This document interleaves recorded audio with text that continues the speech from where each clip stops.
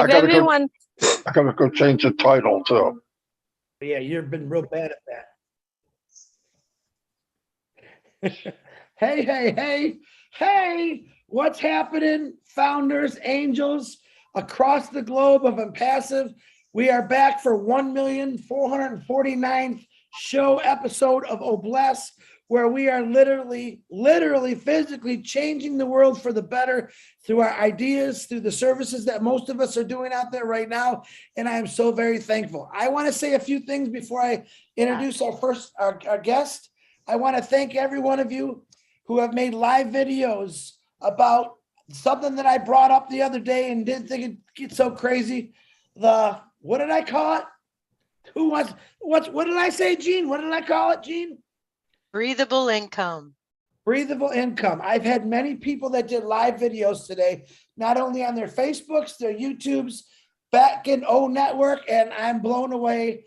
I want you to keep doing those, guys, because it's going back to the basics.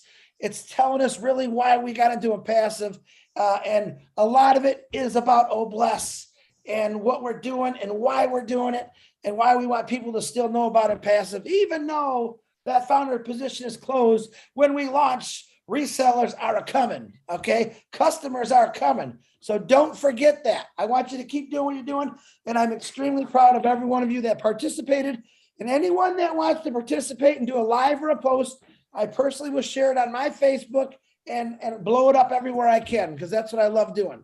All right. So today on this 1,449th show episode of Obless, we've gone through many, many things. I was explaining to you earlier about how I want to get everyone in every country part of Obless and be able to hear your voice.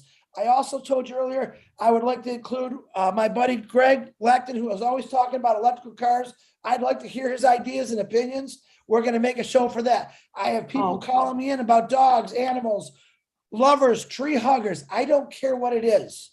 Obless is for everyone. It's for everything. There is no, I'm still a big believer. We got to take care of those kids first. But we can do it all. We have enough people in here right now where we can take care of just about every problem financially and at least get people started and helping them out. That's why I love Obless. And every one of you are part of this, and I'm really, really excited about it. So I also would like to call for the people that just came on. We had a very beautiful sister that passed away on Sunday, and it broke my heart because I just found out about an hour ago. Leanne Bonnet, please keep her in your prayers, her family. She was a 100% believer in Impassive and Obless. I was actually going to play some of her messages that she left me, and I just can't seem to get myself to do it yet because it's upsetting to me. She was all about helping her family, taking care of her husband.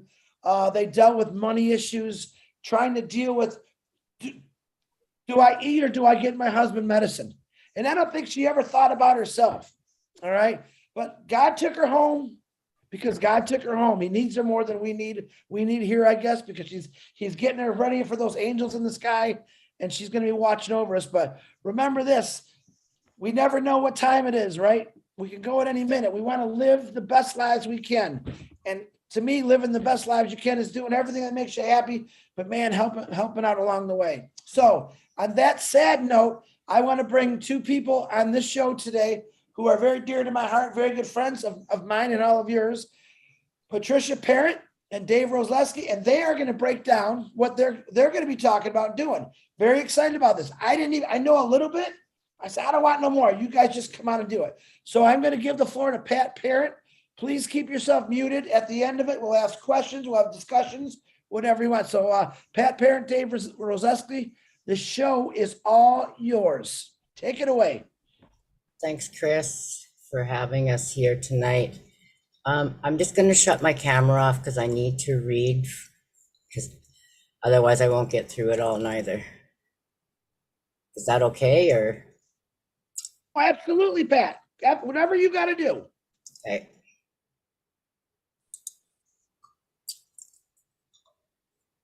Hello, Marty, everyone. Co-host, Marty. I'm sorry, Pat. Marty, can you make me co-host, please, too? Go ahead, Pat. I'm sorry. No problem, Chris. Hello, everyone. My name is Patricia Parent, and I'm from Regina, Saskatchewan, Canada, and I am your friend and your sister. I'm very proud and honored founder with On Passive. I am also grateful, thankful, and blessed to be here this evening with all of you. Thank you, Chris Johnson, my brother, for this amazing opportunity to share on this Oblast brainstorming webinar with our hopes, dreams, and inspirations that come to us here in Saskatchewan, Canada, with my dear friend Judy Reese and Brian Ketcher. I can't say his name properly. He's from Estevan. Everybody knows him. And the other founders that I met with a meet and greet. I'm sorry that they're not able to be here with me to help present this, but I'm also very grateful, thankful, and blessed for another dear brother of mine, David Latency, for all his help and knowledge and dreams and plans to only find out we hit it off with the biggest bang, both with our passions to bless others and to build lives and to make them sustainable living.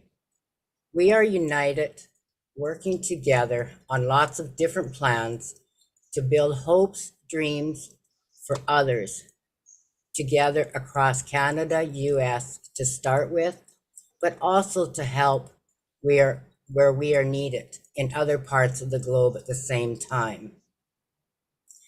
After following and listening to all the brainstorming on all these webinars with other guests, I believe in my heart it was time for this lady and like-minded founders here to wake up and get planning, as Mr. Ashmafara always says, dream bigger and bigger. So we have a massive dream now, Mr. Ash, and we know all things are possible. Nothing is impossible. But now we must not just have it in our heads, as I usually do, as I'm a visual person. I visualize a lot of things. I'm a person that is only a one-finger typer. As I told Julie today, I'm not a planner.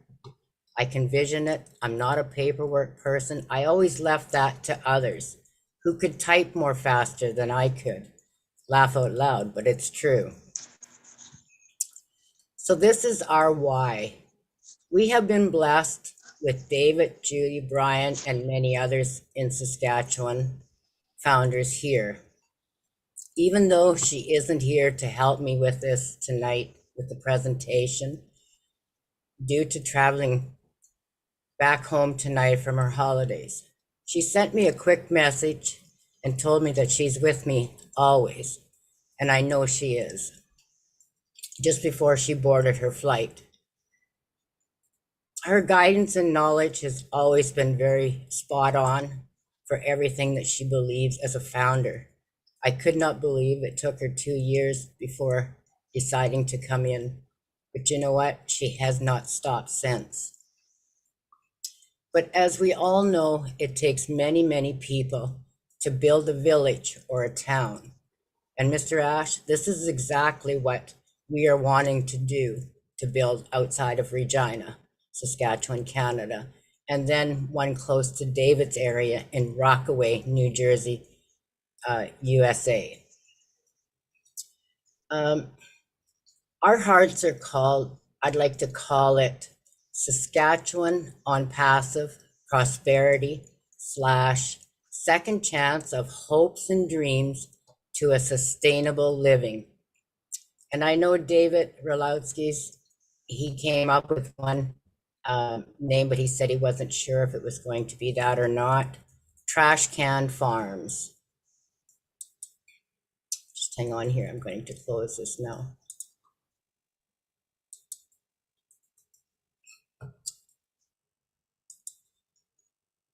So that was my introduction to it and welcoming everyone. And I am so grateful to be here.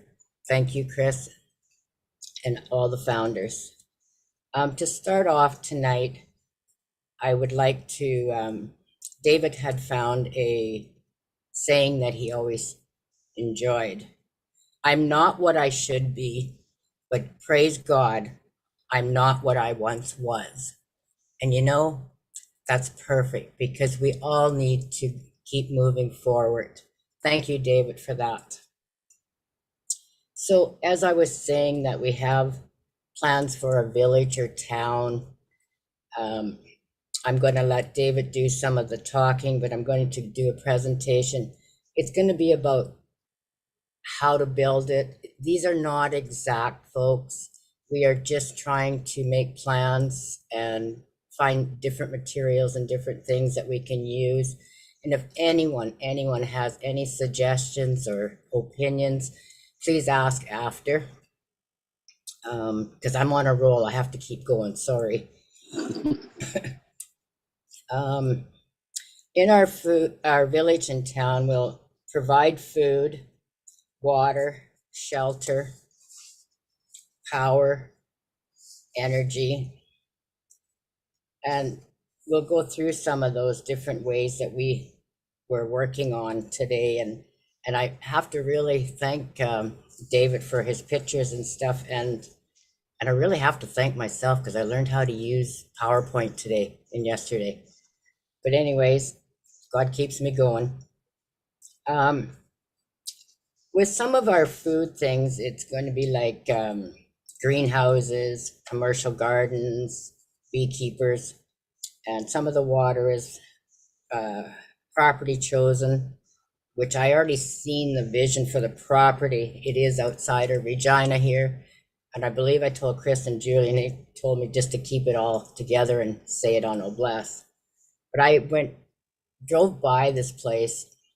I don't know if it's for sale, but you know, money can buy anything anymore. But it's huge. It's massive farmland. It's got a huge, massive workshop. I believe it's a workshop. I'm not sure. There's Quonsets. There's housing on it already, so that we know there's water and power and energy there right now. But we have some different plans that we would like to do with it. So I'm just going to read a few things. If it's okay, David, I'm going to read some of your notes. Raise them up so that they can shine is what we really want to do with each and every one. Because, you know, right here in Regina, last winter, we had people in tents in the winter. And I live on the 11th floor, and I can look out my window, and I've seen, breaks my heart, people with cardboard boxes laying on heaters just outside. And I did run out of quilts to give them, and I haven't had the area in my home to make anymore. So these are really things that are on my heart to do in our village or town, that we can set up for homeless. We can set it up for anybody that's one paycheck away from being broke. We can set it up for seniors that are needing help, for anybody that has challenges, because we've thought of it all, how you renovate to help people with challenges, with schools, workshops, gardening, medical buildings, doctors. I know I'm only one and we're only a few founders, but we know if we get the word out there, people will help and will want to be a part of a project like this. And just for another thing, on the news the other night here in Canada, I was so heartbroken because Canada's not that big and it is supposed to be wealthy and well taken care of. But yet they were telling us there's over 230,000 homeless. It broke my heart just to know in Canada that, and is that just in Canada or was that just in Ontario? I'm not 100% sure, but they said it was Canada. And it broke my heart because I know there was 110 families right here in Regina that were in tents. So if we take 110 and times it by each city or town, it could add up to way more than 230,000 homeless. And that can be of anything from poverty to just parents not being able to live with children. They're living on their own and they're not able to do it anymore. These are all the things that are really close to my heart. And I'm going to go through a few slides instead of going through, but I really believe everyone needs a second chance. And to have a program called Prosperity/Second Chance, it gives you that hopes and dreams for others. And I don't worry about myself, I worry about others. I will get by. God has always provided, but there's people that need the extra help.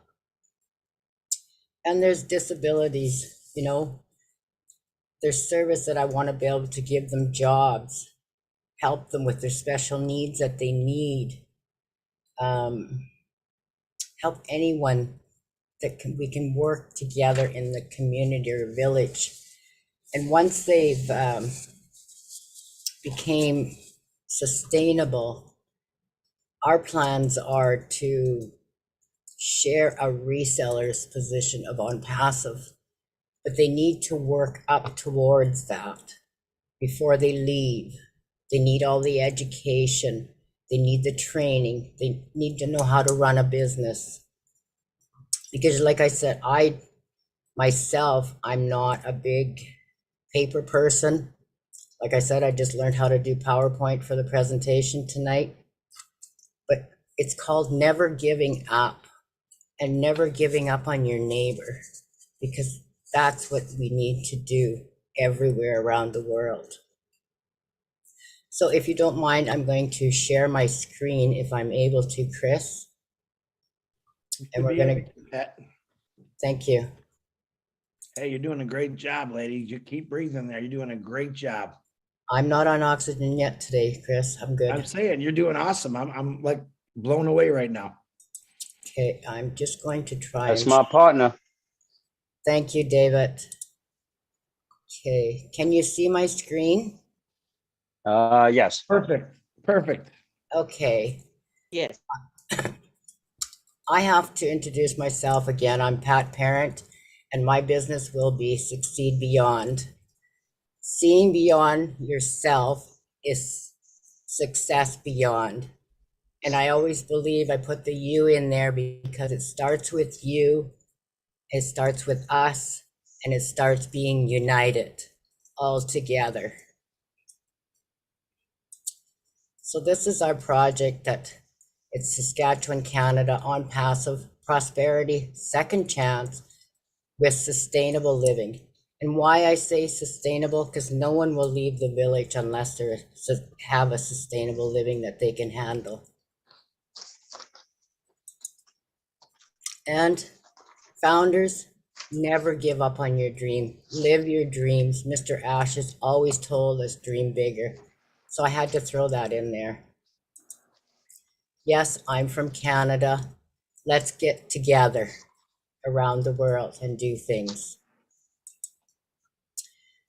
This is one of Dave's reason with this little guy, and he's from the United States. Thank you, David, my brother. My pleasure. And here I have the heart with the rose with on passive. And what this represents to me is everyone that leaves our sustainable village will receive a heart with on passive and a rose, because then they've succeeded beyond my measures. This is my friend Judy Reese. I wish you were here tonight. This is Brian, and we are from Canada. We are from Saskatchewan, Canada. And this is Dave Ralowski, and he's from Rockaway, USA. New Jersey, sorry, USA. This is one of our core values: commitment, excellence, trust, and integrity. And I believe those are on passive things also. I had to throw this in there. Amen. With Jesus in her heart and coffee in her hand, she's unstoppable. And that's what I believe for myself. A little engine that can. Thank you. And another quote that David brought to me was, be sure to put your feet in the right place and then stand firm. So if we surround ourselves with greatness, all things will be done. And lifting up humanity, this is what Oblast is all about. And if we all start here as one founder and each leaf, we keep growing. It's like those apples coming in or oranges, and we keep spreading the seeds. And each seed that gets spread, it grows another tree. Those are my hopes and everyone that I know. Great quotes. What we fear doing most is usually what we need to do. Think positive, and positive things will happen. So I do think positive. I try to turn every negative to a positive. Remember, we are all in this together. Brace yourself. Exciting times ahead. This is my introduction now, but this is my big why. I love the smile. This is my next smile. You see that big bright one there? That's mine. It's been my goal since day one to have my teeth fixed. And with my breathable income, Chris, I'm going to be able to do that. Big journeys begin with small steps, and this is where we're starting. A vocational education. Oh, David, did I go to the wrong spot? We were going to start with the Yeah, nuts just and hang on, bolts, but we folks. can work on this. Well, we'll talk about vocational education, which is very important, but I will come back to that. I just want to follow our program so that I know. To go We're down going to to- lay out the town. Yeah, I need to go to number 35. As you know, I'm not very good with presentations, but I'm doing the best I can today. It's This a is first the- for both of us, just This so you is- know. Yes. And we're very proud of it, what we came up with today. Yes, we are. This is something like the property that I was looking at just outside of Regina. It had the huge Quonset. It had a house, but this is just a diagram. With that Quonset, it would be like a workshop where they can do training for welding, mechanics, electrical, your basics, everything that people need to know to start. And what we want to do is build buildings on the outside. And the reason is so that everything is, you can see in between.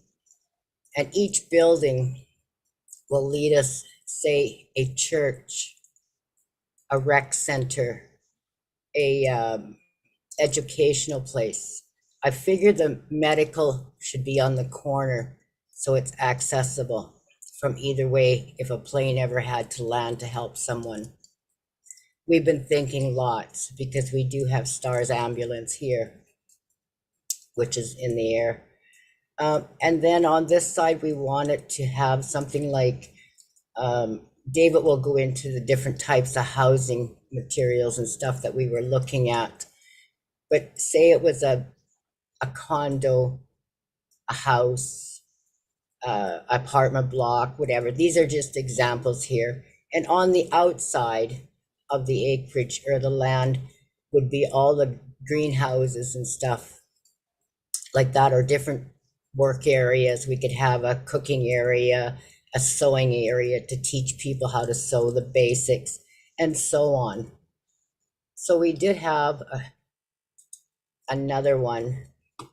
We could have this could be where the Quonset is or whatever the meeting center, and build around it in a circle. Because as land is expensive, we may need to start with small parcels. So we can keep going where it can look something like this.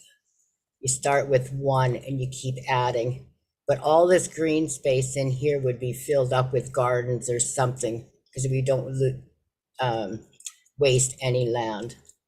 So those are just examples that we came up with until we have a property or able to make a total plan it's just something to get your minds going on things. So I think I need to go back to 25.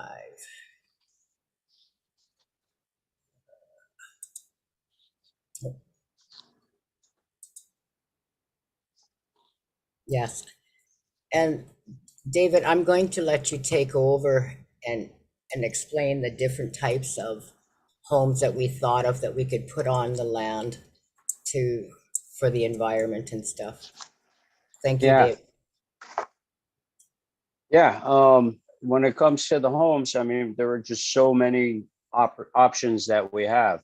You know, like here's an example of an Adobe house we can use. We have a photo of other houses, like we can make mud brick homes.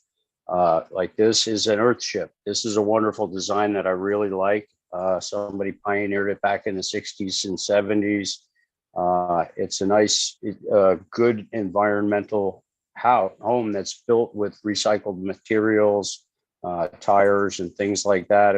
And here's a picture of that. And what they are is earth packed tires for density and strength, which also offers a lot of insulation values in case you're in, you know, colder environments.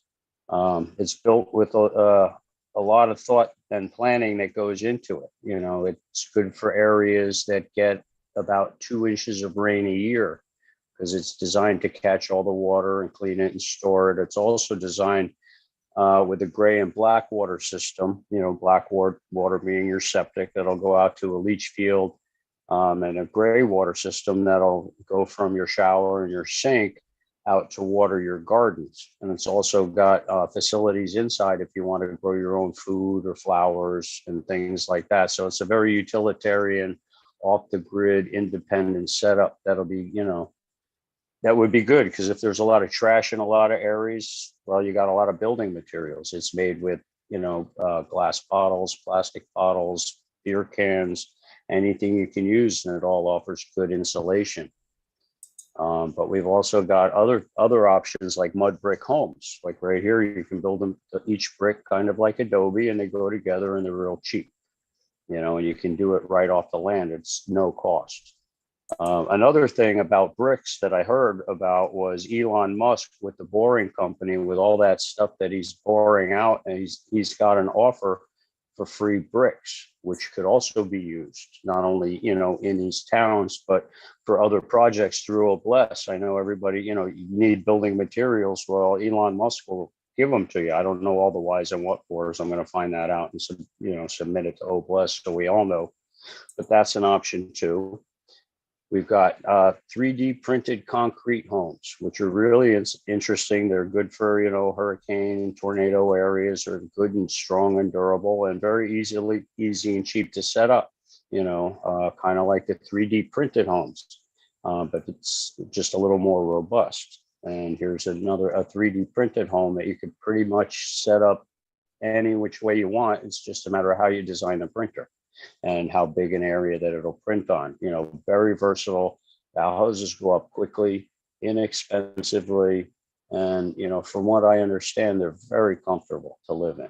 You know, so we have all kinds of options. We've got shipping container homes we can do.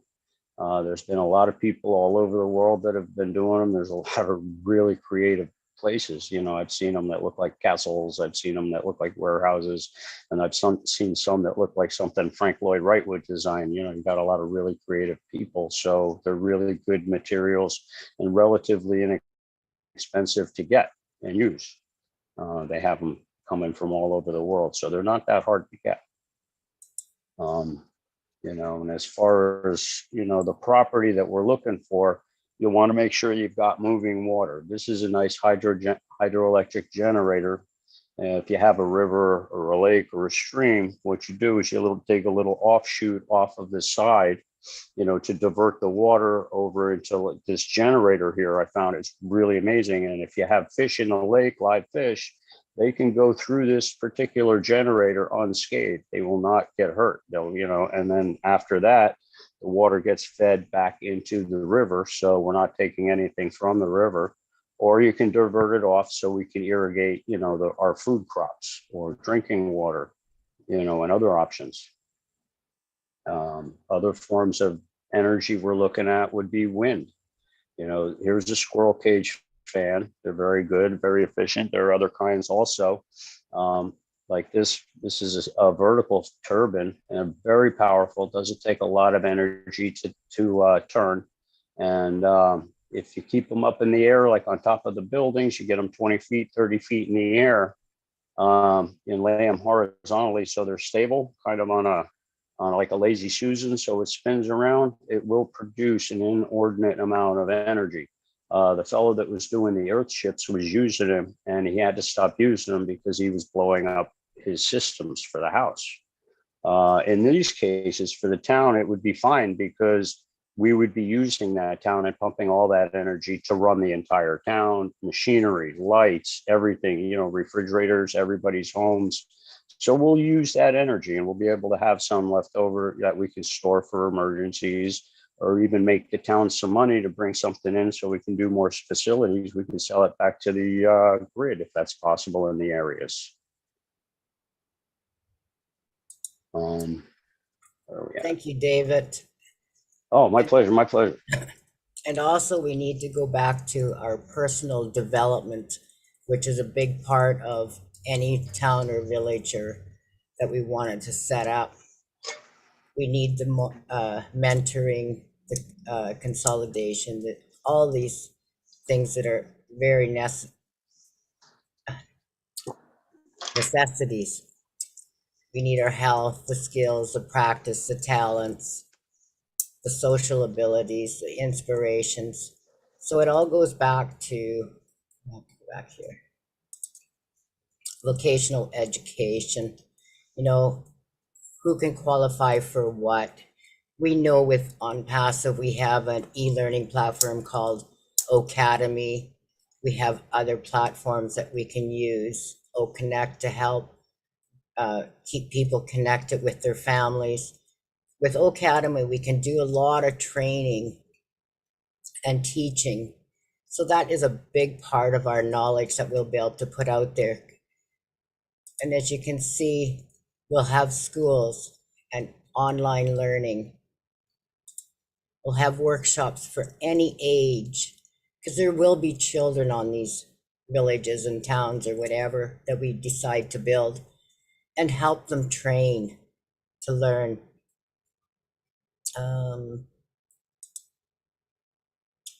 Gardening is a passion of mine. So in Saskatchewan here, it is limited to certain months. But with, like David was telling me, the hydroponics, we can do it inside. I think that's how he calls it. So we can do it inside. Even in the winter, we can grow enough food to help with food banks and be sustainable on the village.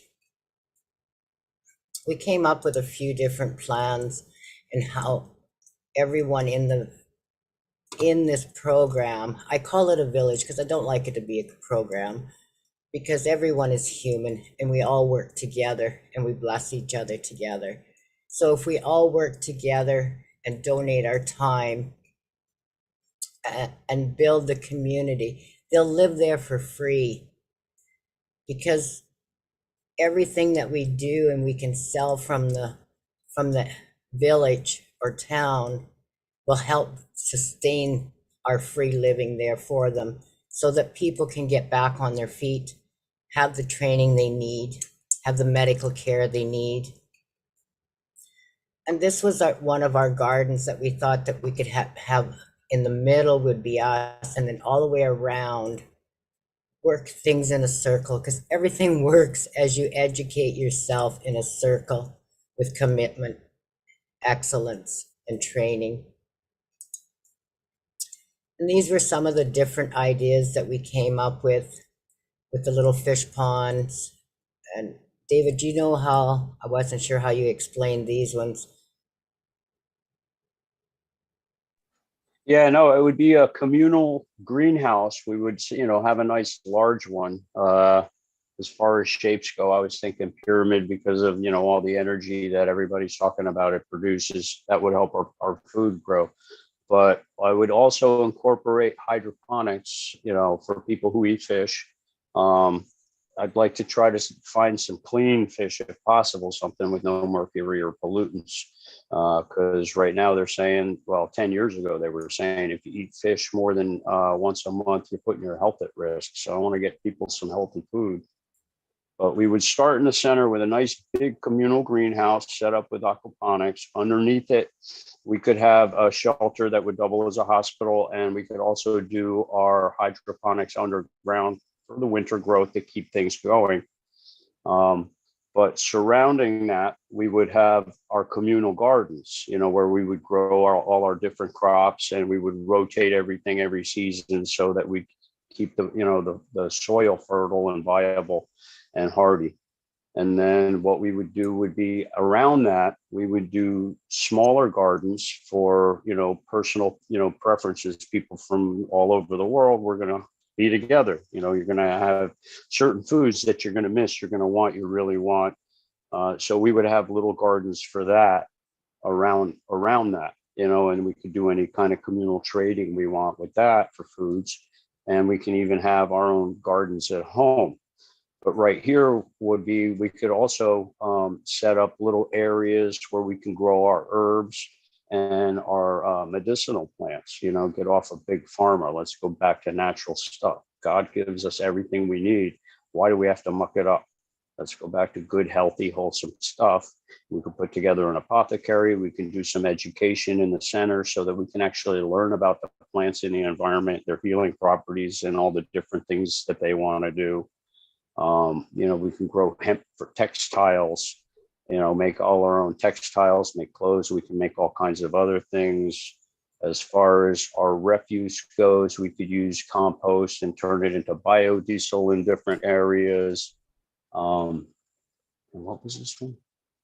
Oh yeah, and these are just little layouts for people that want to have, their nice little personal gardens. There's this big movement for 4 foot, 4 square foot gardens, 4 foot by 4 foot by 4 foot.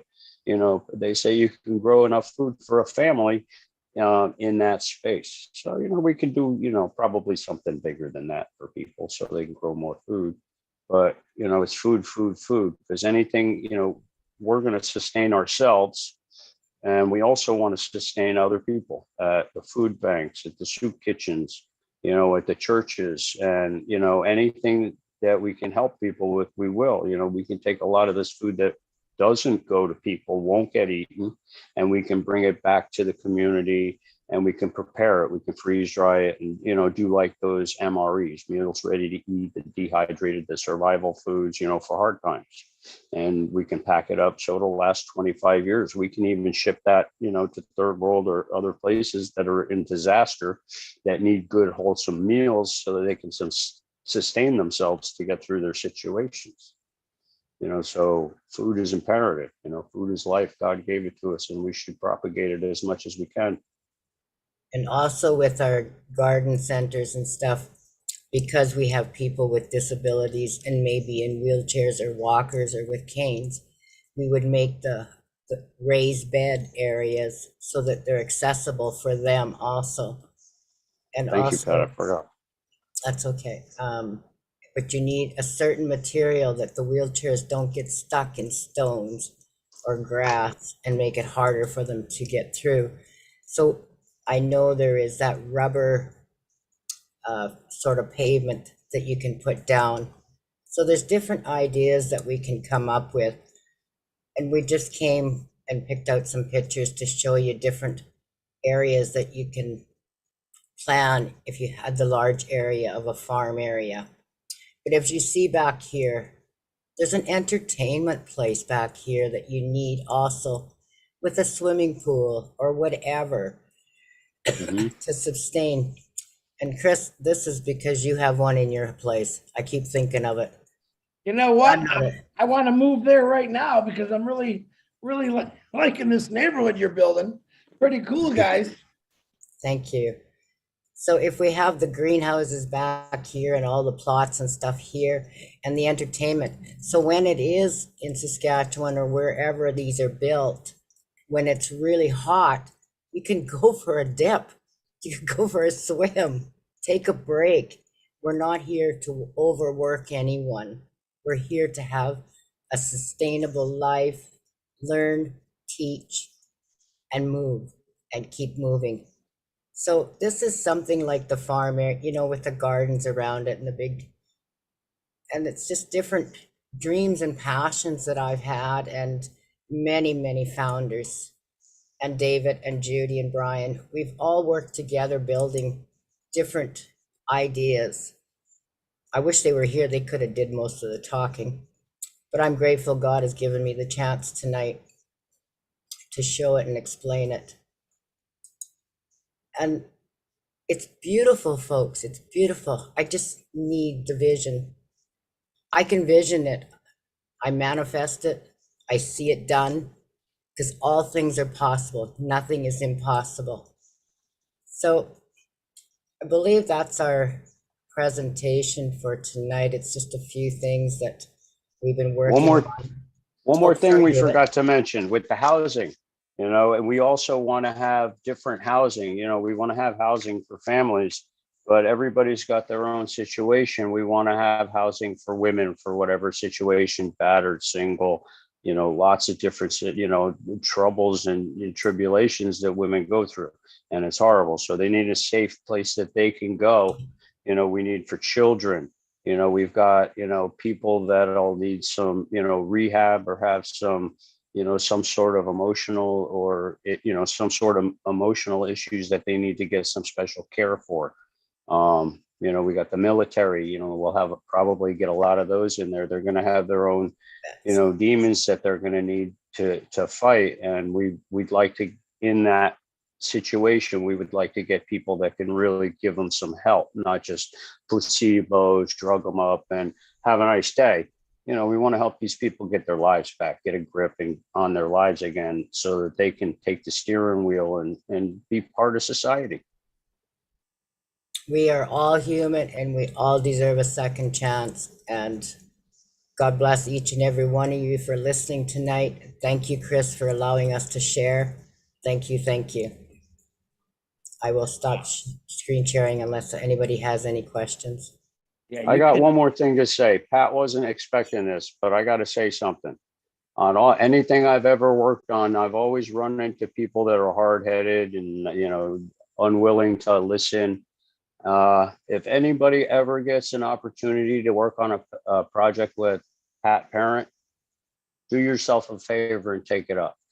I have never met it, you know, there are so few people with as much heart, love, and compassion for people like her, Ash, you know, they're Gandhi, you know, I put her up there. She's good people, you know, she keeps God first, she keeps the heart and people second. And I got to say, not only was it a pleasure, but it's a real honor to work with her. And I look very forward to working on all our projects that we have in the future.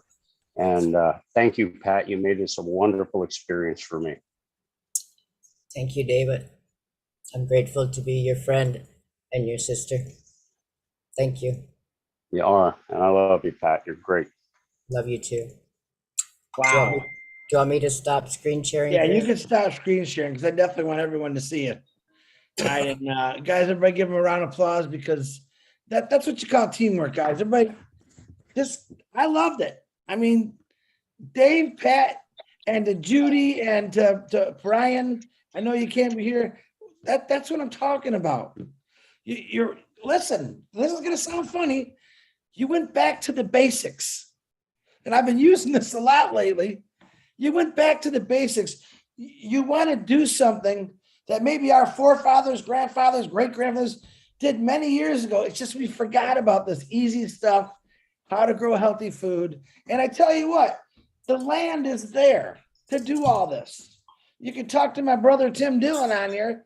He knows of all kind of land from campgrounds that went out of business that this stuff can be done. It can help out so many people. It can teach them, like you said, growing food. My God, you threw a swimming pool in there, you know? But man, educating people with their hands and their minds is a lot better than bookwork, I always say. I never liked bookwork.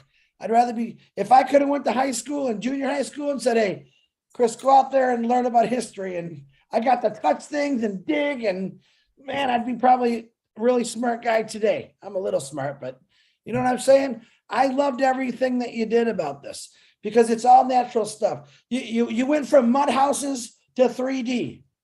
You went from the beginning to the future, which all still can be done. If we can't get a 3D machine in one of these parts of the world, because I can see this going everywhere, you know, guess what? We can build mud houses, educating people. All these things are possible and doable by people in your village. And I like that you said, I don't want to call it a program. Let's call it a village. Love the idea. I think that's part of, I think Ash was kind of saying that a long time ago. Let's get rid of the words we use to me that are negative. Get them out of the way and let's put different words in there. Like a village, not a program, not a psych center, you know, a building that helps people. Get rid of these terrible words that scare people. What you did is you just built an entire world, an entire ecosystem with every single, the only thing you didn't have in there was a movie theater, but everything else was perfect. Oh, you didn't see it, Chris? No, I didn't see the movie. It was on the other side of the swimming pool. But I commend both of you. I love it. Like I said, I love different things all over. You two pop this out. And anyone right now, first of all, I know you got some kind of questions. I just gave an idea of like, I know where you get land. Talk to my buddy Tim Dillon. I know he's on here somewhere. Where all these campgrounds went out of business and they're actually set up with plumbing and all kind of things. It's there. The funds are going to come, the apples, whatever you want to call them. They're going to come and we're going to have funds to start doing this stuff.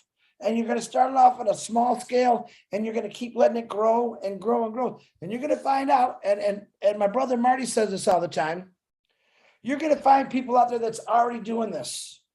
They do it because they love doing it. They do it from the heart. Those are the kind of people that you're going to say, hey, do what you got to do. If you need something, you let me know. Those people are already doing it out there. But educate, educate, educate, just like location, location, location. People, believe it or not, want to learn. Some people don't, but eventually they always catch on. Man, I could do that. I can do that. Holy cow, you grew your own food. You sewed your own clothes. That's what I'm talking about, guys. All right, give me some hands up. Let's see if we can either add or make some comments toward these guys because it was really good. Narelle Morcon, break it out there, my Australian girl. Hello everyone. Thank you, Pat, and thank you, David. It truly is amazing when we get together, the ideas that we share here in Obless. I've been on as much as I can, every webinar of Obless, and it truly amazes me. It brings comfort to my soul to know that so many people are coming together to do good for our world. A sustainable environment is hugely important. But what I wanted to share today was that most people have been told at some stage in their life that they weren't good enough, that they didn't step up or they didn't do something, or they were told that they just weren't good enough. You know, what we need to bring to everyone is that everyone has a purpose in life and everyone should be lifted up. You know, humanity is being lifted up by those on passive. You know, what you shared today is going to be everywhere because many here, and I see Cynthia Brown as one, that have already that idea. You know, I have it written down in a book somewhere for me to put together a village for those women who've been through domestic violence. But it's not just giving them a place to sleep. You know, it's providing them the talents of how to cook, you know, having massages available, having those gardens that they can create. You know, that's what people need. They need a purpose. They need to know that they are good enough. They need to know that we care about them or someone cares about them. And that's where it gets lost. There is more, and Chris was saying something that's just lost in my mind right now because I was up till 3:30 this morning and I've got to go to bed a lot earlier. But at this stage on passive is very exciting. But I want to say thank you, Pat. Life is busy, and together on this once a week on Obless platform, we get to share with those founders who have the biggest hearts. We are all here for the same reasons, you know, and that is to lift up humanity. So thank you once again, Pat and David, and thank you, Chris, for allowing me to speak.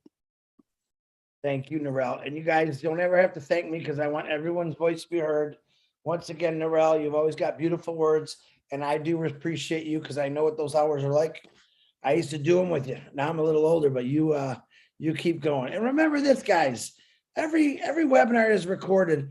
If you have something to do, spend time with your family, man, that's why we record them.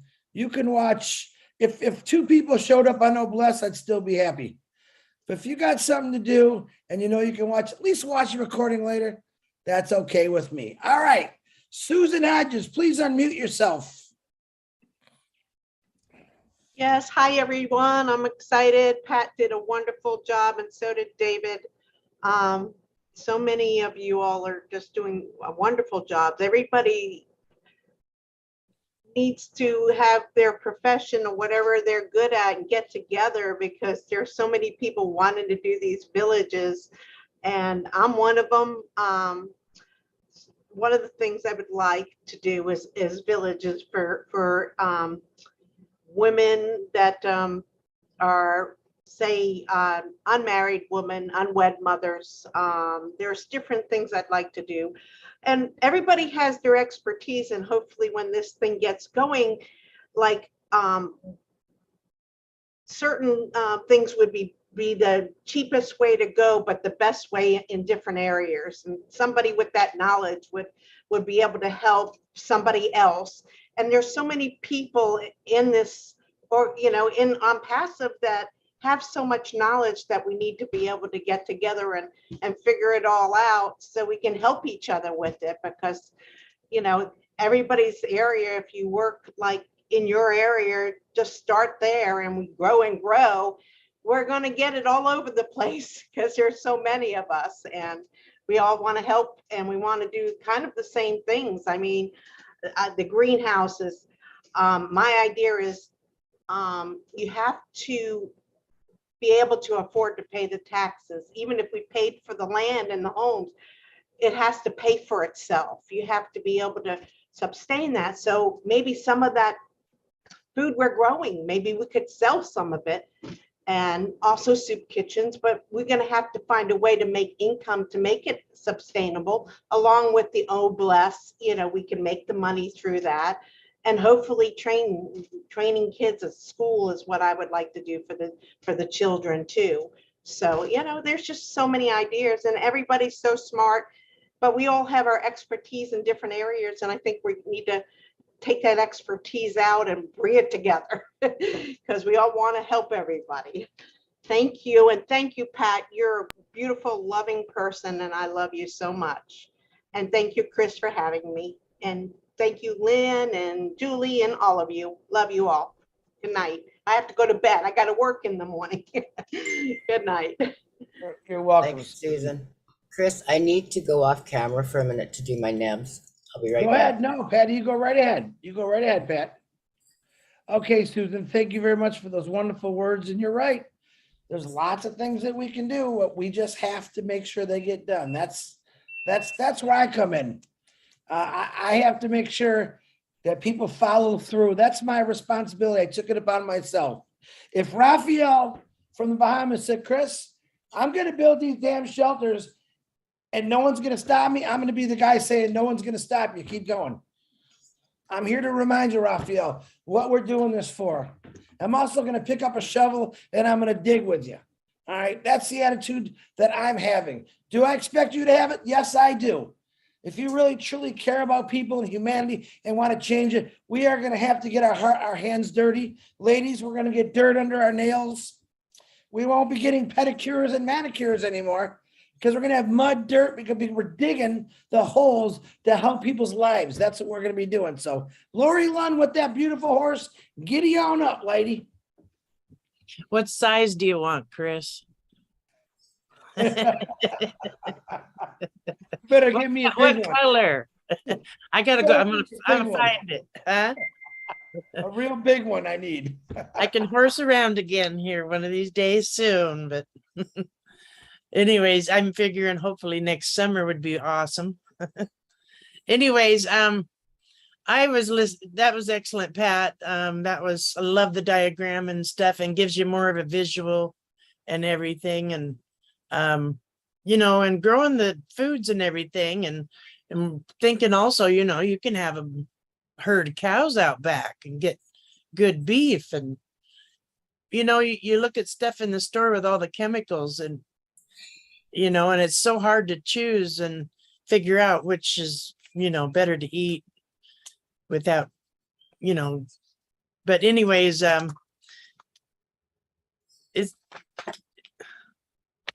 it's been pretty neat watching everything and what Chris is doing. And I'm just getting a lot of ideas because, I try to help everybody, and I take a lot of poor people, to their doctor's appointments, and they're struggling so hard. And I cannot wait just to help them, and give everybody a boost or something, because, that right there would just get them encouraged, and tell them about, on passive, and get them rolling on being a reseller. And that's what I'm excited about there when it really comes through. I've been talking to quite a few people about that, but I'm excited about helping people. That's going to be great. I've already been helping, but I need more. My mind is just going crazy with ideas too. But anyways, thank you, everybody. Thank you, Chris. And I can't wait for that horseback ride. That's going to be fun. I'm looking forward to that too. Lori Lynn, thank you. You're absolutely right. Look at now, we've gone through, whether you've been here for 4.5 years or 2 years or a month. All right. When we're launched to the world, okay. And I'm telling you, when I say we're launched to the world and it really is going down, I want you to understand how easy it's going to be to see those people maybe in the wheelchair in the grocery store, can barely get their money out of their wallet just to pay for something, that really need help, to actually just, the guy in the corner, no more $5. No more $5. Listen, I want to make you a reseller. I don't know if you heard about it. You don't have a phone now. Let me introduce you to you, but I want to do this for you. I want to do this for you because I don't want you on this corner anymore. I want you to go live your life.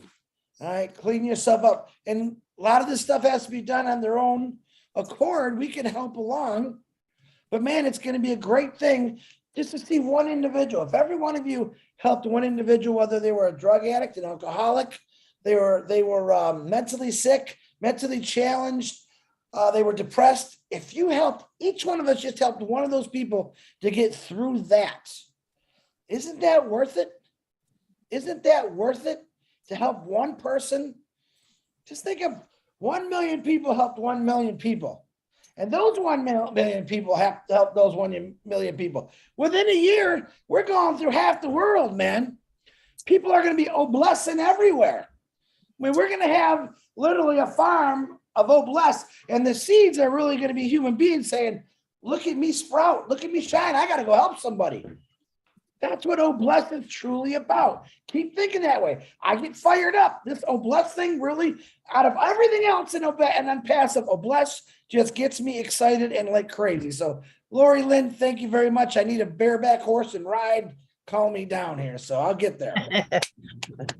Awesome. I cannot wait. All right. Thank you, Lori. Okay. Right. It's Masagio. Did I say that right? I think I always say it wrong. Isn't it doctor? Aren't you a doctor? I am, but I don't have to put it here. Yeah, but I got a lot of respect for you, so I'm going to call you Dr. Masagio. Welcome back, young lady. Go ahead. The floor is yours. Thank you. And thank you, Pat and David, for a wonderful presentation. And thank you also, Chris Johnson, for always organizing Bless. We really are fired up with Bless. I would just like to say to Pat and David, that was just amazing. It helps us to visualize how the world will change. When I saw the way their presentation is laid out and how they dream about this village with almost everything included there. And the most impressive thing is that a lot of their, within their concept, there is going green, going green, going green, which is also going to save the planet as well. I mean, it was like a very inclusive village, almost everything is included there already. But I was just throwing an idea to say, I don't know how they started it, but to say, were they thinking of consulting the communities so that they could also do kind of a bottom-up approach where people could also express what they need, how they need it, how they need it to be designed, you know, some form of ownership together with the community. Maybe they've already done that. Otherwise, when this thought was going through my head, I was like, who would not actually take this anyway? But there's always, it's always important for sustainability and for people to own what is being built for them. So I was wondering if they thought about that. And I also have a question to say, because when I looked at this, I was like, this can be replicated all over the world. And some of us who are coming from developing countries like myself, and with projects that are also really underdeveloped, this gives us a good idea on how to think and how to plan. So it has really made impact in us. Thank you so much, David and Pat, and the team that was not there as well. Really motivating and inspirational. That's me. Thank you. Bye. Dr. Pat or David, you have anything you'd like to say? I would love to say thank you for your questions and everyone that is giving us answers back. We are open for opinions, options, whatever. Like I said, it's just a plan that we're putting together. We haven't talked to the city or anything. So if anybody knows any engineers that can help us, or anyone that is, I'm open for help for everything. Because like I said, I'm a one finger typer, but this one finger got a long ways today. But no, I do. We all need help in every area. So please reach out. I'm looking for help in everything. And so is David and Judy and Brian and everyone else here. Because as I always say it, it's not an I project, it's a we. And if we can always say we, we'll go a lot farther and we'll keep moving. Thank you. Yeah, Doctor, thank you. Guys, like I said, a lot of the reasons I'm doing this too, it's because I love doing it, number one. Number two is to make connections. If you, any of you want to connect with David or Patricia on what they're doing to help them, you know, even with helping with Pat's finger, all right, reach out to them. You can reach out to me. I'll get you, contact them. You can do private in the chat, send them your email or your phone number, and you know, connect up. So it's really a good thing. Dr. Misaki, thanks again for coming on. Always appreciate your opinion and your words. Okay, my brother Tim Dillon, which I know he's going to talk about that property. Tim, go ahead, brother. Well, Chris, how can I not come on and talk about it after you threw my name out there all around? Now, as you know, I ran a KOA campground for almost 30 years. And I know for a fact that many campgrounds have gone out of business during the time that I ran the campground. And also to this day, many are falling on bad times. Now, these campgrounds are very unique because they already have a water system. They already have a sewer system. They already have an electrical grid. When I ran my campground, I was the mayor. I ran a mini city. I had it all. I had to run the sewer plant. I had to run the water system. I had to run the recreation. I had to do everything. So these facilities are sitting out there not being used or taken advantage of, and they're there. Not only that, they have lots of land, typically. So those garden areas are very possible. Bringing people in to live there, you get the right people, they could actually operate it all. Yeah, that's a plan. Okay.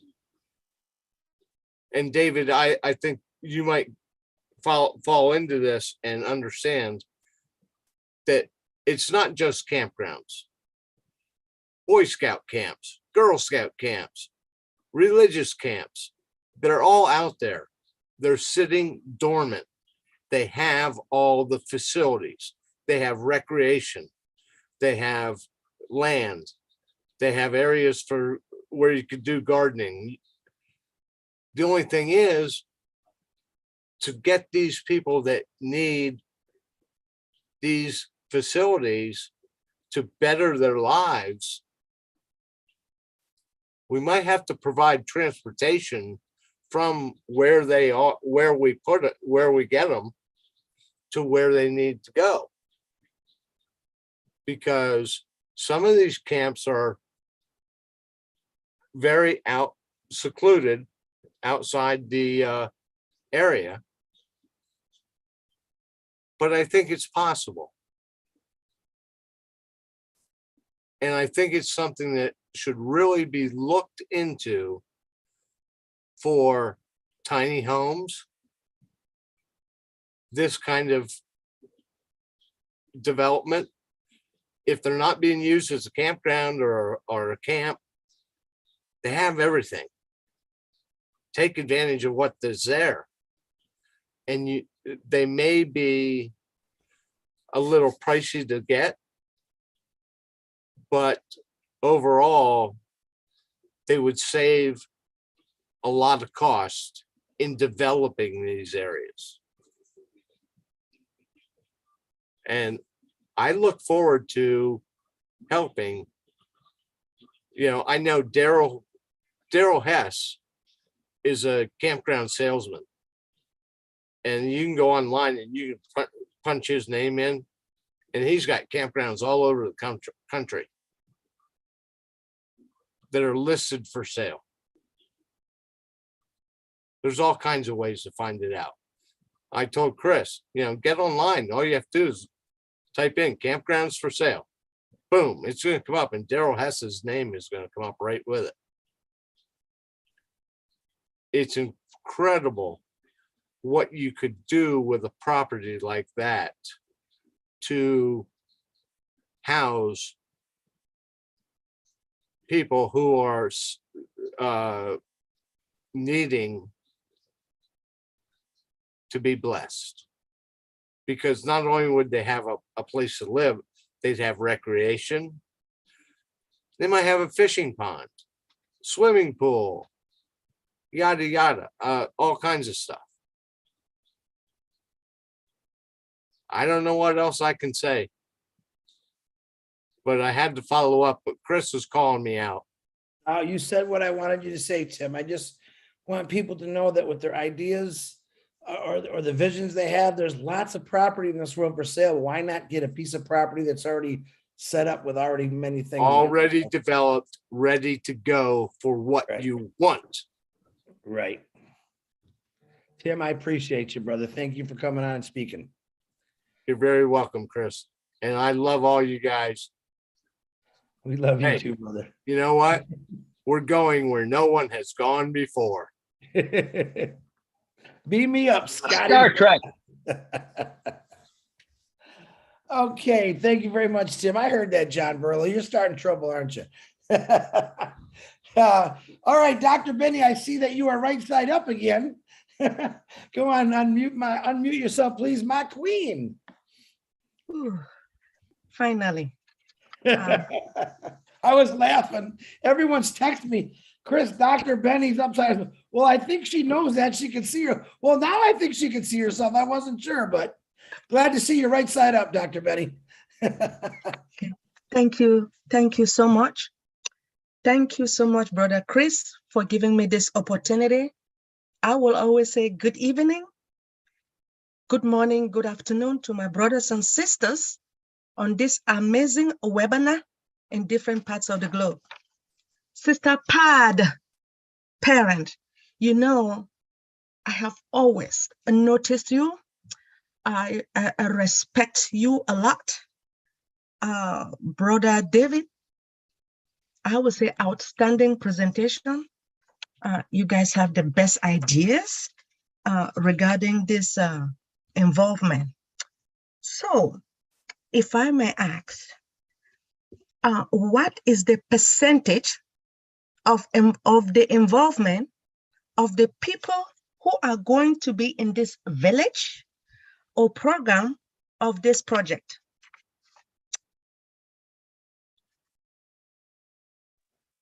Well, what we thought we would have would be a certain core of, regular paid employees to keep the place running, all the basics, all the core.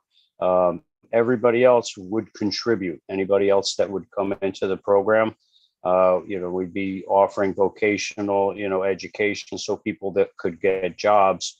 And yes, like that gentleman, I forgot his name. I'm so horrible with names. He had great ideas. We are going to be getting like vehicles to get people back and forth to work, so they have transportation, so they can do that.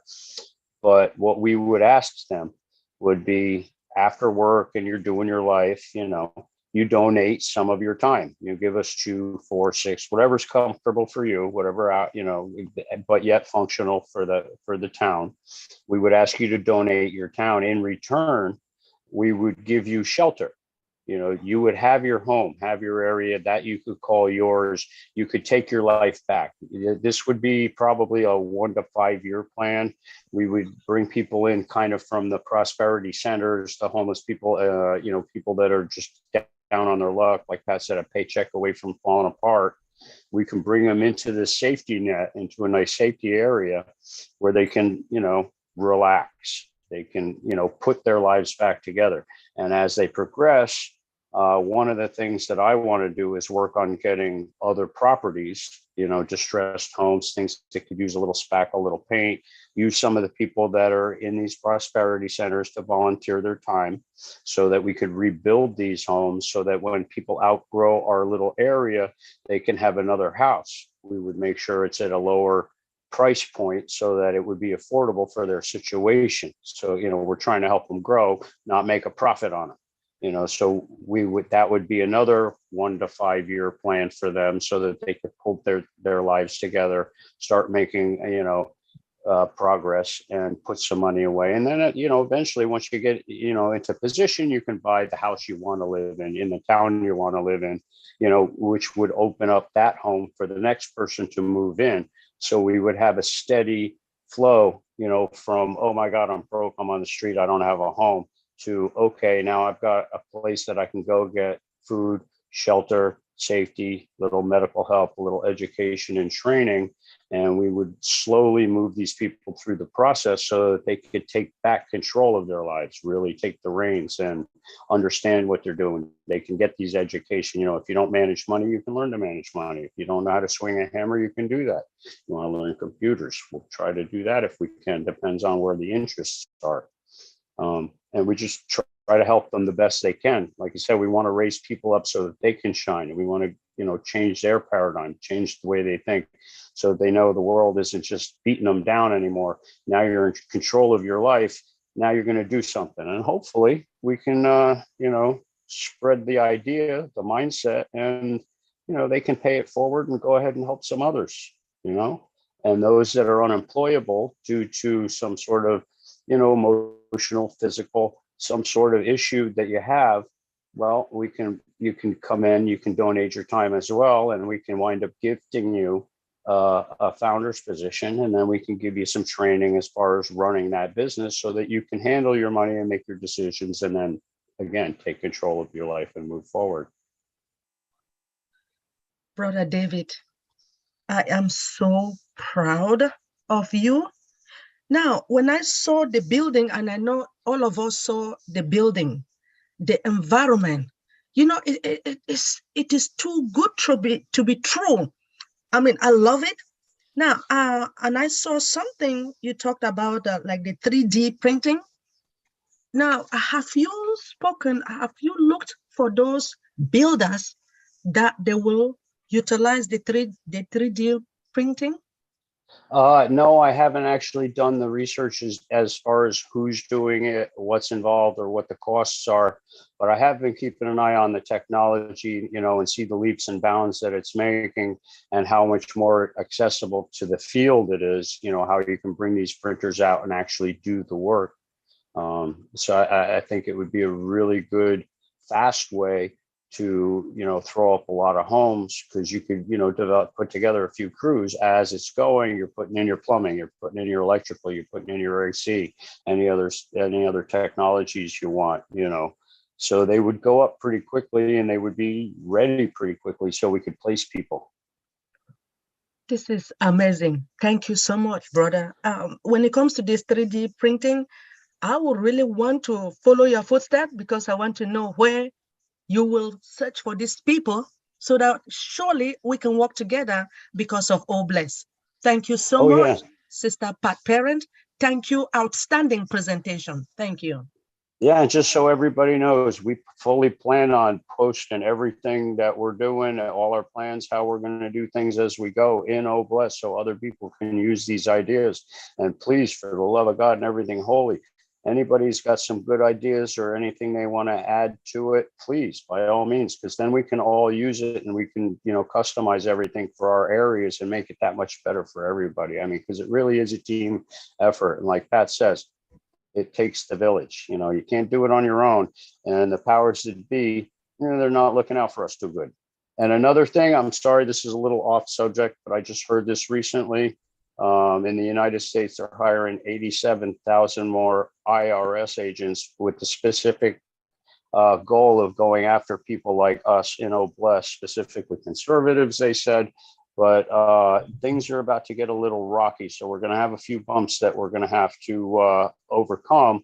But like Ash says, do or die, and I'm going to add on to it. I'm just going to keep doing until I die, so whatever they throw at me, I got my baseball mitt. Let's go. Very good, David. You know what I tell them? Famous 2 words that Marty Garmo used to say. You know what I'm going to tell them? Bite me. Bite me. All right. Thank you, Dr. Benny. I'm glad to see your feet are on the ground, let's say. All right, Richard Lamoot, what's happening, my brother? Go ahead. And we're not talking about those electric cars yet. I love all you beautiful men, women, and children of the world from the bottom of my heart. My goodness gracious, Patricia, David, I love every minute of what you showed us. We have homeless people and poor people right now that are actually doctors and lawyers and nurses and carpenters, you name it. They're out there because society has put them there. Even doctors, for God's sakes, can't afford to live anymore. That's how bad it is. And I like this, what David said about the IRS.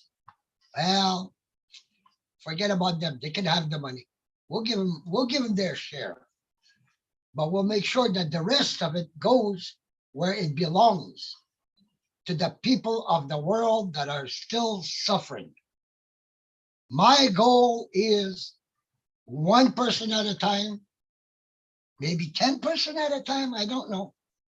But my goal is to stop all the suffering that's still going on in this world as much as I can. And I've seen a lot of cities where there's a mile square, and I mean a mile square, of abandoned industrial buildings, and somebody told me that supposedly after so many years, you can buy that whole square mile for $1 from the government. Well, geez, they already got the buildings on them. Okay, they're metal, they have to be fixed. But putting pride back in the homeless and the poor people, they'd be happy to rebuild that into homes and take care of it themselves. And we make sure that they all have a reseller's position. Then they can become self-sufficient. The 1 mile by 1 mile becomes self-sufficient. The ones that live there are the ones that work it and keep it going. And like you were saying, gardens. I've seen now they're building gardens in water. They put a water pipe around and they just put the plants in there, and there you go. You've got all the food you want. Unbelievable. The technology of how to garden now is just unbelievable. And what's happening is the farmers are losing their farms. And it's sad. It's sad. They say there's lack of food. Well, yeah, poor farmer has to survive. And you got to remember that the weather is very tricky. So farmer never knows what he's going to have at the end of the year. But feeding the people is, I think, my number one priority, to make sure they at least have food and water and a roof over their heads. That's my priority. After that, yes, take care of the addicts, take care of the alcoholics. You know, get some doctors to volunteer their time. You know, I spoke with a lot of homeless people, and I'll tell you, you have to get their confidence. You can't just approach them and say, well, here, this and that and that. You have to have them confide in you. You know, yeah, you have to open your ears and sometimes shut your mouth, which I got problems with, but that's okay. But anyway, that's, you know, the way to approach the homeless. They have to believe in you. They have to trust you. You got to remember what they're going through. I would not like to be in their boots. I mean, I was close to their boots, but I wasn't homeless. At least I still had a roof over my head. Maybe I had to beg for food, but that's okay. I laugh about it today. I'm very positive. But I love you all. I want to give you all a big, big kiss and a big hug. I love you all, beautiful, wonderful, handsome men and beautiful women of the world. Night, night. Thank you, Richard, very much. You can hug me, try to kiss me. I'm going to bop you, though. Thanks again, Richard. You know, I'm just kidding you. William Marshmallow Delorme, I haven't heard from you in a while, brother. Please unmute yourself. I hope you're doing great. Yeah, Chris, I like that. I may just do a post for your breathable income. I can't really do too much videos and Facebook. They seem like I don't like to give out my name too much because of scam artists. So I'm sort of want to stay in unpassive and be much secured. And right now, with the breathable income, would help me pay for my progress with physio and other things. I'm progressing. So like I went from 79 to 83, and he likes my walking. And I think of Norelle and her girl that has portfolio. It's all mindset. You can get to the point where they say you're not able to do things, and then you just show them that you can. And I want to add to Pat, you see what's behind me, it's a chameleon. Now you can go to Google and type in typing tutoring, and they have online tutoring, and they're very good.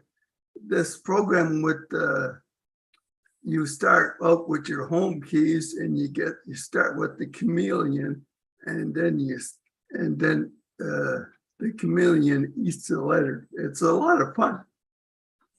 So you imagine you type with one finger, so imagine you're typing with 10 fingers. So you'll progress very quickly, and you don't have to spend a long time on it. Just something every day, few minutes, do an exercise, and you'll progress. Right. William, did you paint that? Is that what you said? Did you paint that or you type it? I do this to keep my, I'm not a person with games and all that. That really doesn't interest me too much. This was on my phone, actually. I have it's a number of paintings. So I downloaded this one because I like the chameleon, because I think of the typing tutoring.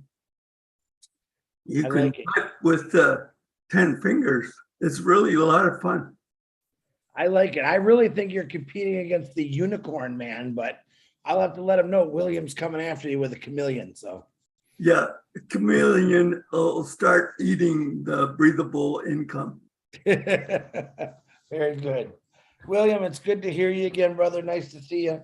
Thank you for your wonderful words. Pat, David, you got anything you want to say to Mr. William?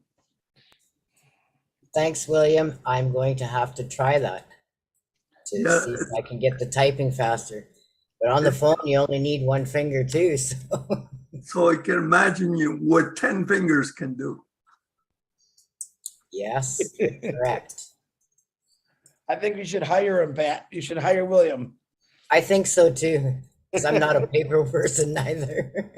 Thank you. All righty, guys, it's 10:32. 1, 2, 3. We got 4 hands up. So if you want to get your hands up before 11 o'clock, get them up and we'll make a last call. Mrs. Is it where'd she go? Bridget, my beautiful sister. Come on, unmute yourself, young lady. Let's hear that beautiful voice. Thank you, Chris. Good evening, everyone, or good morning, or good afternoon, wherever you are in the world. Wow, Pat, I am so thankful for you. Thank you so much for that presentation. That was awesome. I appreciate everything you did, you and David. It was well done, well put together, excellent work. Thank you.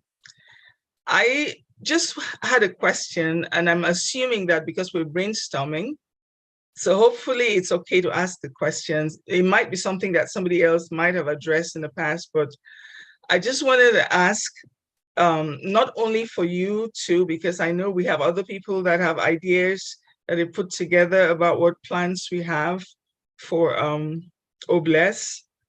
So I just wanted to ask, how do we plan to navigate the process of all these communities that we have to ensure that we incorporate the community at large, to make sure that they tap into the resources out there. So do we have something in place? That's something that I thought about, so I don't know.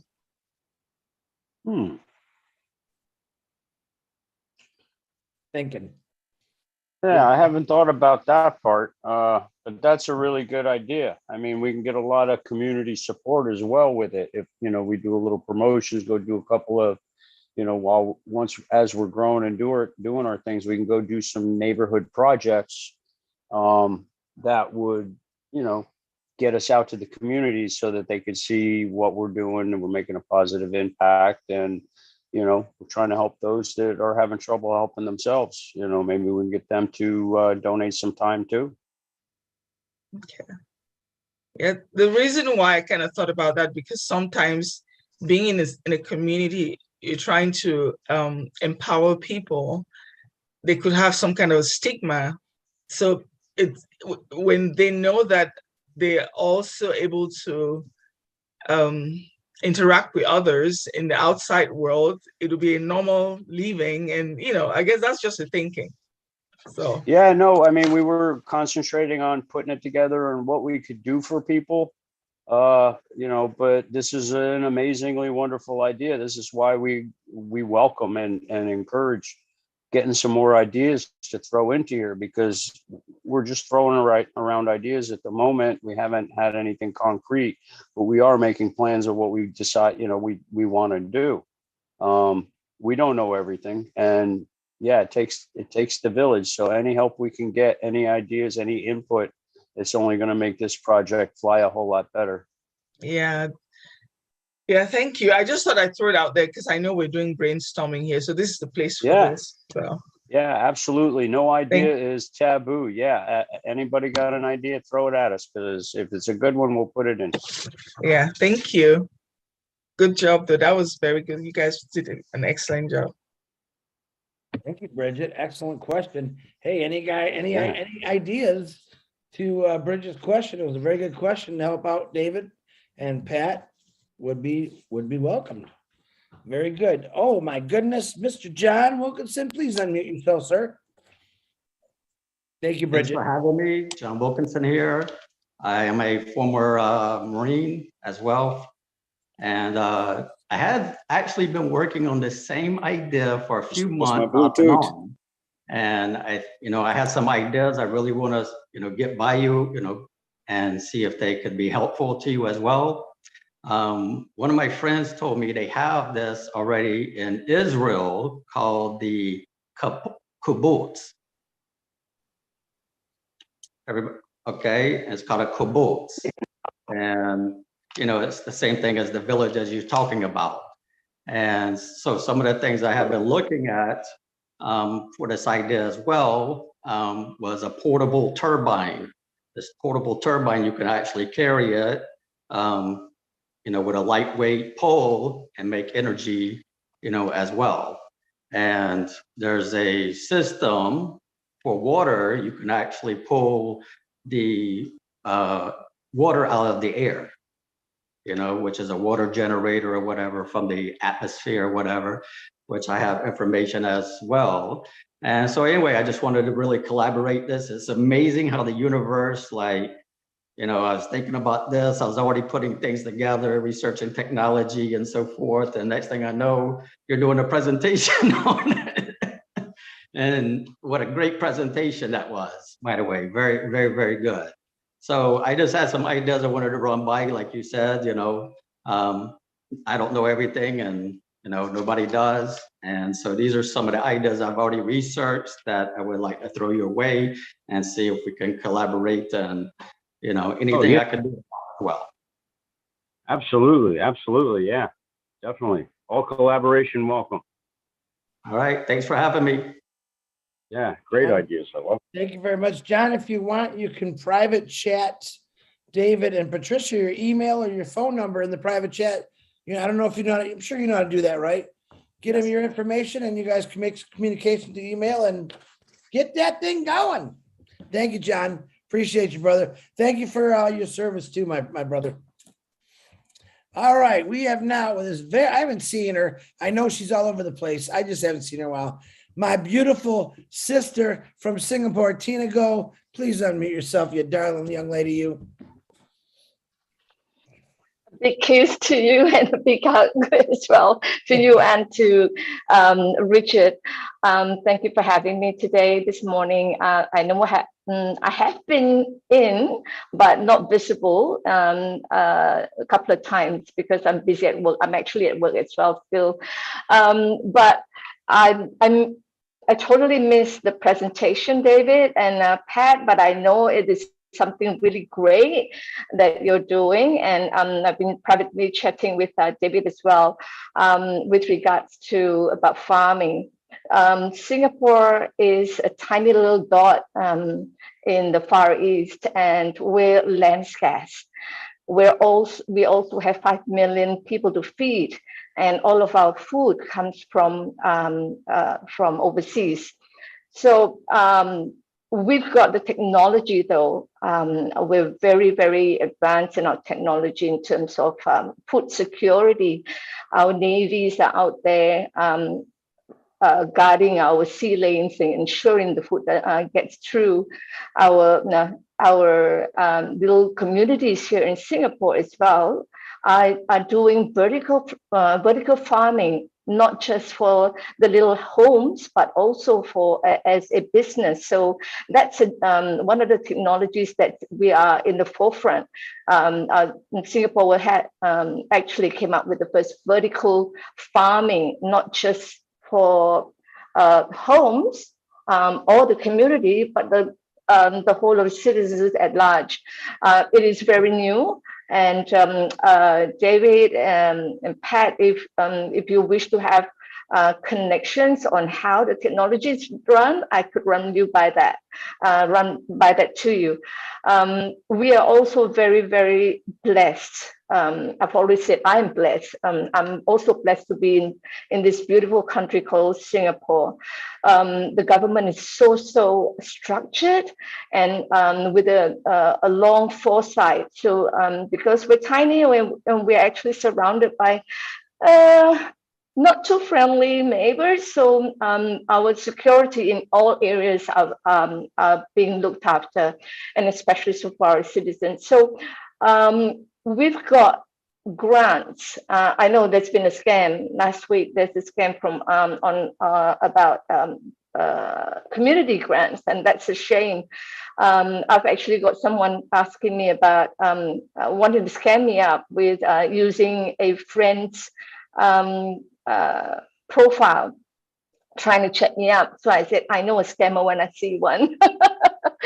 So, but what I'm trying to say is that we're not sure about how the other countries are doing, but in Singapore, we have a main ministry looking after our community, and we have a statutory board under that who disperse grants. So I don't know whether it's going to be a lobby or this thing, but I'm heading there immediately when we launch. I can't do it at the moment because I'm still working, and I've got employee terms and conditions I have to go through. But as soon as I retire, I'm going to head there to get my grants for my facility. I think what we should look forward to with young or blue, I can't remember what Ash was saying, with the youth for the future, and I have a very strong intent to get the youth who are disadvantaged, with parents being wayward and in the rehabilitation centers for drugs and everything, and the youth are disadvantaged in that sense. But I'm looking to start an incubator for these kids, together with our seniors, a facility where I've always been saying that where there's intergenerational conversations, the kids are, the disadvantaged kids, or should I say this, they are all very smart, street smart. So, and they're very innovative. And we should give them that chance in the world to be that successful person that they want to be, and the intergenerational conversation with our and guidance from our seniors would help them to get where they want to go.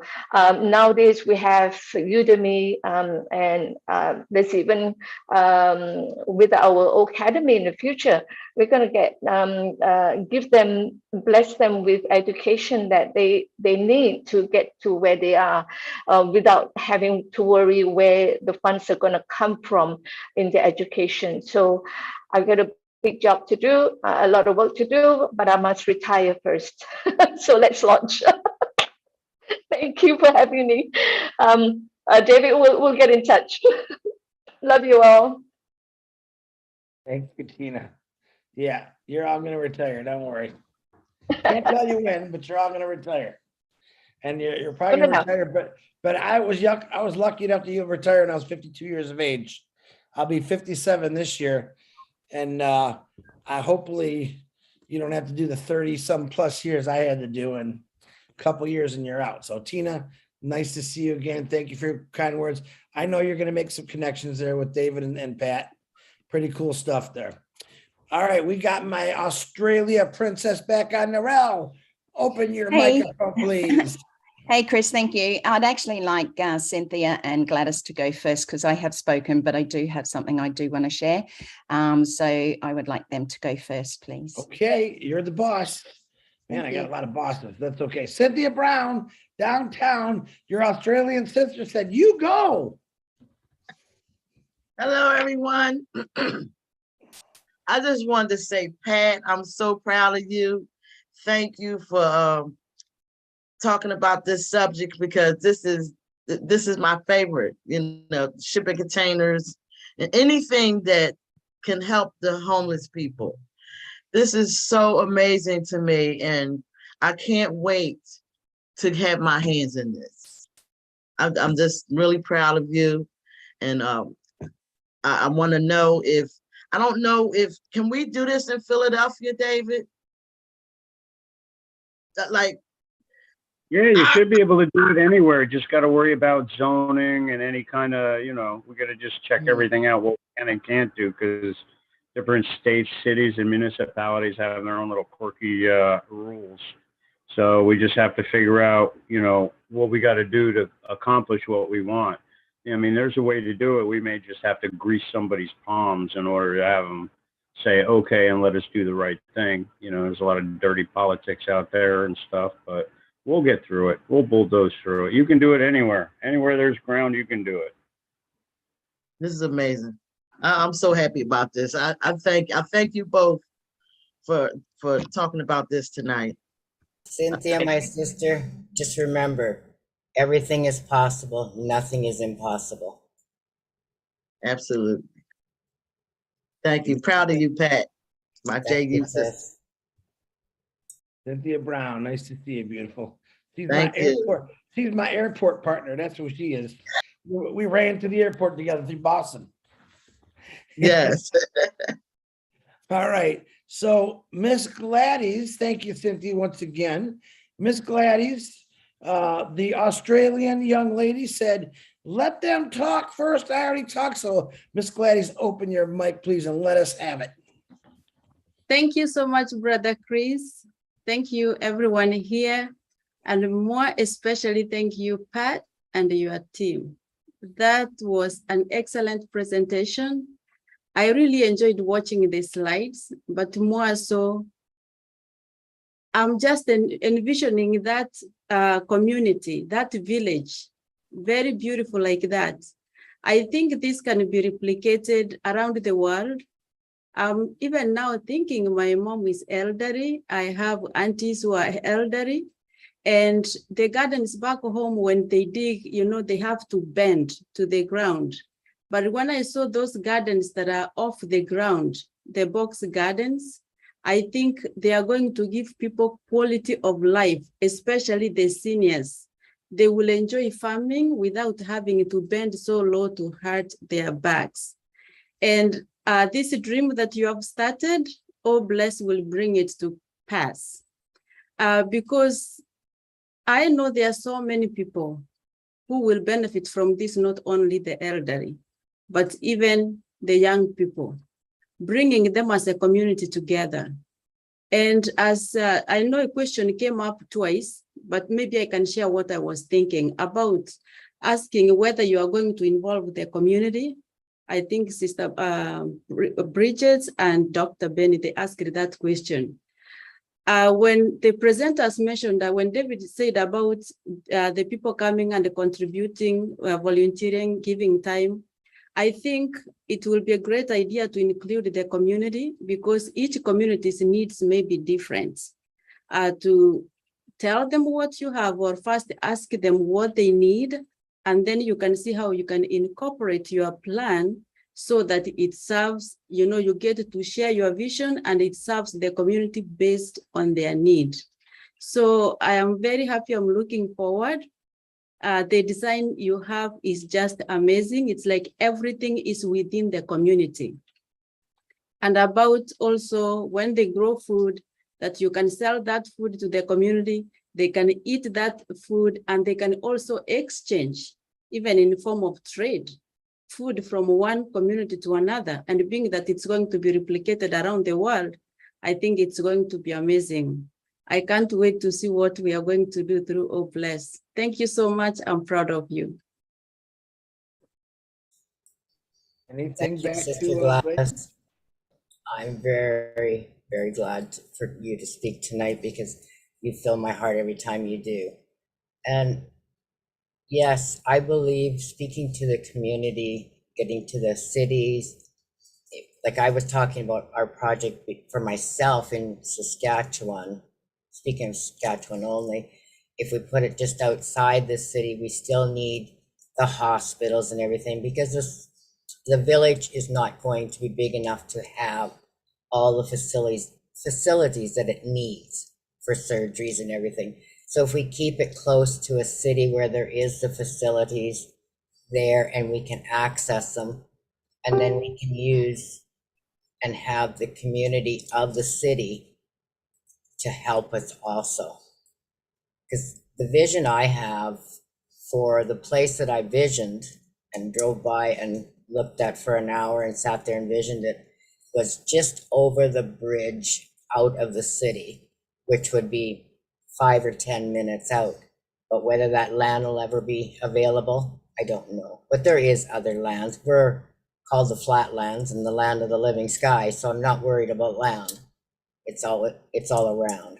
But staying close to a community that has the facilities of medical, because everyone needs that around. And in Saskatchewan right now, too many hospitals have been closed down in the small towns, and seniors' homes have been closed. And now they got to start opening them up again. Will they? I don't know. But if we stay close enough and have facilities like private surgeries for when you, or if you break an ankle or you, for minor stuff, not the major. Because I don't believe a small town or a village would be able to handle it all. My personal, anyhow. I don't know. We still need the communities around us. Because it's called a we, not I. Gotta love that, Pat. All right, where did she go? Gladys, did you get your question answered? I think you did. Yes, I did. My hand is down. Thank you. Thank you, there you Sister go. Pat. Once again, Gladys, you're always good in my eyes. You're a beautiful young lady. I always love the outfit you got on. Thank you for making me smile. All right, I'm not going to you yet, Narelle. I'm going to Mamadou. Who is that guy in a car? He doesn't have a mask and he's not working there. Mamadou, you there? Go ahead, unmute yourself. Oh, there he is with his mask.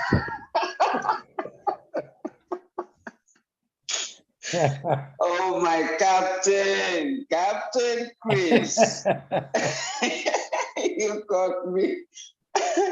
Thank you very much. Oh my goodness, Sister Pat. Oh my goodness, this presentation is very, very excellent. You just made my dream so smooth because I've always been dreaming of having a community of my family. Captain Chris, I came from a large family. My siblings, their kids, their grandkids, which are my dad's grandkids, great-grand, they're over 200.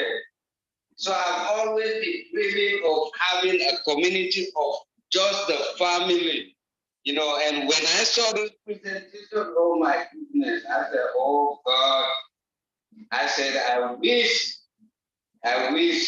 I can have access into this place that I can really follow up and make sure this community that I've been dreaming of, I'll be able to construct it for my family, and then goes to my community where I was born and onto my whole country. This can be replicated, as Sister Gladys said. It is very good. Oh my goodness. Thank you very much, Captain Chris and Bart and David. That was excellent. Thank you. I don't have much to say. I'm so excited to see this. Oh, Mamadou's never got much to say, does he? I'm about to clock out now, Captain Chris. Thank you, Mamadou. You came right when we're about to clock out. Okay. Appreciate you, brother. Good to see you. Now, last one is Narelle, who was gracious enough to let 2-3 people go in front of her. Narelle, unmute yourself. Let's see what you got. Thanks, Chris. You're I was welcome. remembering back because, sometimes when you're tired and things like that, and you said about bringing back, the sustainability, the way that our parents grew vegetable gardens and things like that. Yesterday was the 25th anniversary of my father's passing. And what he passed on to us, there were 6 girls and 1 boy. He was a little sad about that, having so many girls, but I think we brought joy to his life. But, growing and things like that, the vegetables and, not having everything sprayed is so very important. However, I've had an idea in my head and I haven't shared it before. And I just want to share it here tonight because I think when I talk about purpose, having people feel that they belong to a community. So yes, I do agree with all of you who have said about involving the communities, because this is what brings unity, One of my idea, and it may be laughable, excuse me, is that I believe in some of these communities, we could have street names like On Passive Way, just doesn't have to be passed by the council or anything like that, but just have names from On Passive. We could have Ashmafara Boulevard or whatever. However, it's about, I'm a tree lover, okay?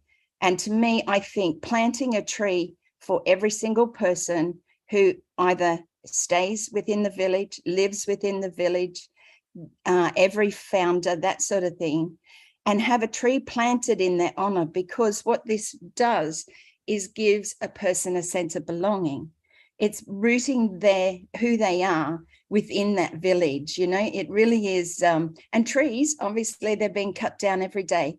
They are very important because they give us life, so On Passive Life is about sustainability, about helping everybody, about sharing our heart. So my idea is to just plant trees for people, name them after the people, so that they have that sense of belonging.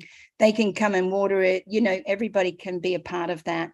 And like I said, it just, they can watch not only the village grow, but the trees within the village. So I just wanted to share that and thank everybody for actually sharing tonight, because it is really important that what we hear from Pat and David was the start of their village, the start of a village, your village in your town, your community.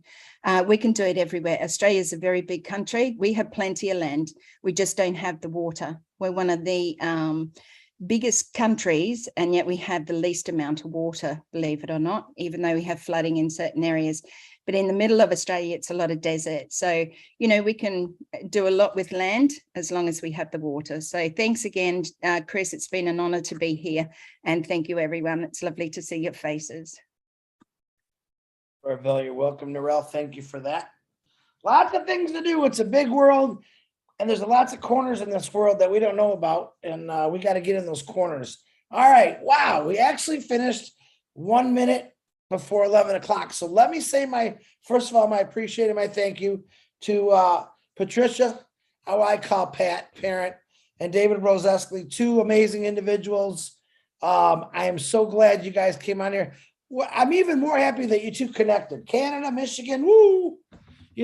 There's a fight in there somewhere with a hockey game. We know that, but I think it's amazing what you guys did, and I want you to keep it going. I'm backing you 100%. You know that. I also want to thank Bruce Gerstein, John Barilla, Narelle Warkon, Lynn Nakamoto, Julie Wen for running the boards, helping with, John, where's John Barilla? I know he's still on. Yeah, there he is. I heard John Barillo was I'm promoted here. to, you were promoted to detective? Is that what it was now? I guess so. That's what I heard. That's what Marty said. Some Yeah, people well, to help me chat defenders.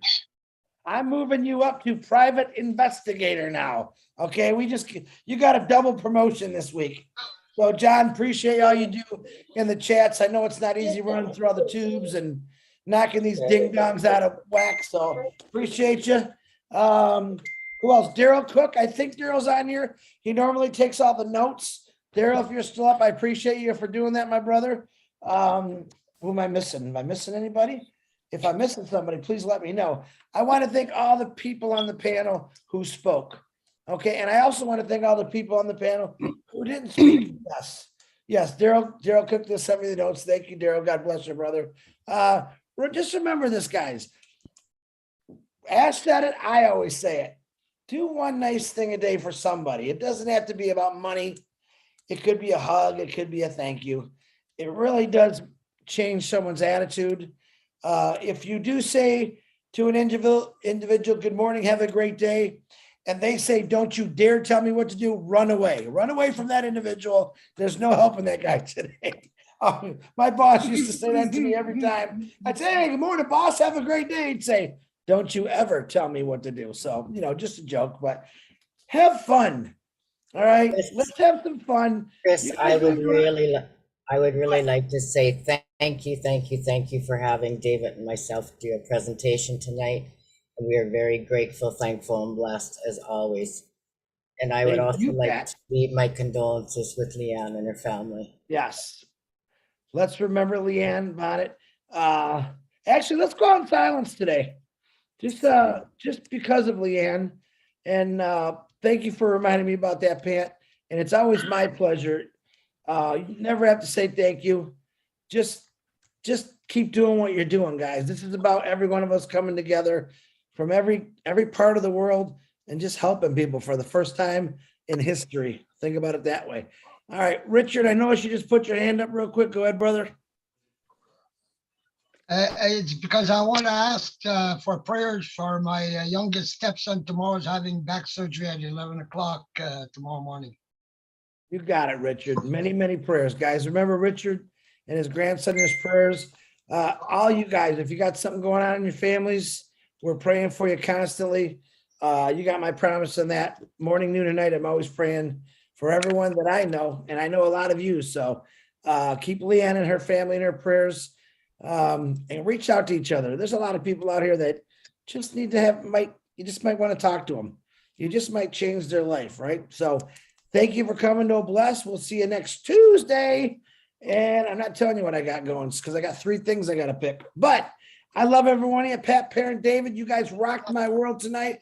Everyone else that spoke in the panel, you rocked my world. You guys keep rocking. And remember, if I want to see videos on breathable income, what it'll do for you, it'll make you feel good when you do it too. So they will be shared everywhere when you do them. Make sure I get them.